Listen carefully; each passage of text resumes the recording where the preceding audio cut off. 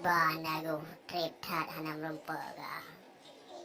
Nyorakan tanyo channel jika terkenal yang nanti imatu lagi TV. Nyo yang head terkenal kata ni tu lagi teo.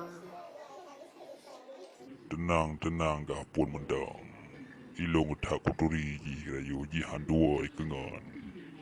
Dan kali ji pegah balung punya channel ji terkenal tu mereka sukses berarti peng itu ibagi sama-sama dari tanya balua nah.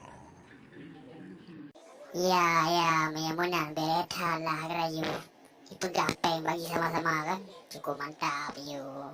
Aku berdoa di malam mangat terkenal channel ni.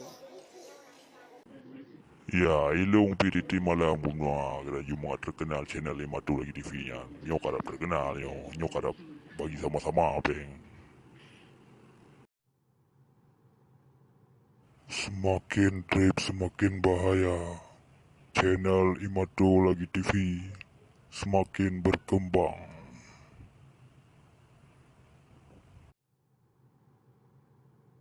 Aduh, cukup ngeri video hantu.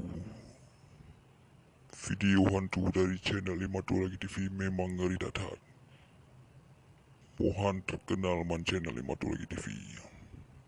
Hebat.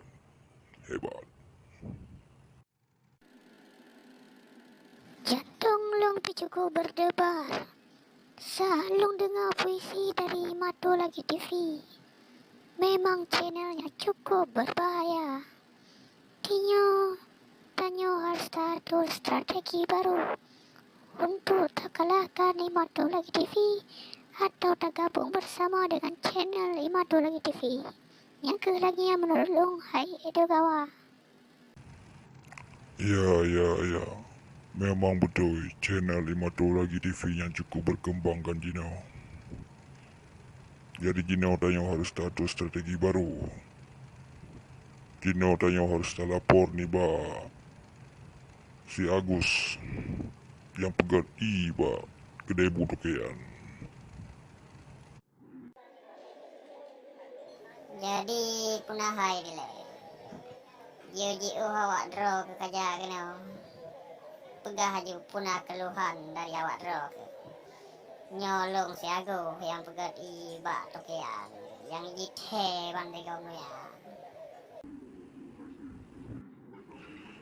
Kiban wabah aku nyo perleta pertolongan dari raw ke karena draw ke ngan daripada yang po channel Imato lagi TV.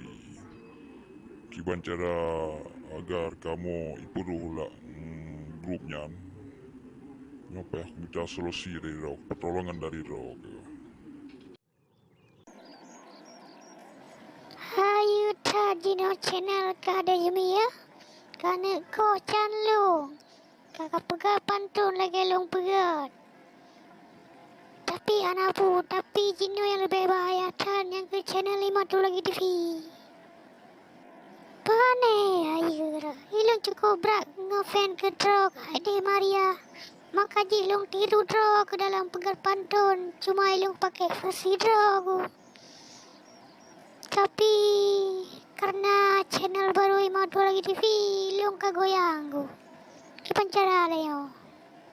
Takut tayo na laguli gara channelnya gerayu. Ya apa ya aku minta solusi bawahnya oleh. Jadi terbukti yang bahawa channel Imato lagi yang cukup terkenal kah. Jadi untuk back ketinggalan video kartun berikutnya, subscribe lah channel Imato lagi TV dan tekan tombol lonceng. Sekian dan terima kasih.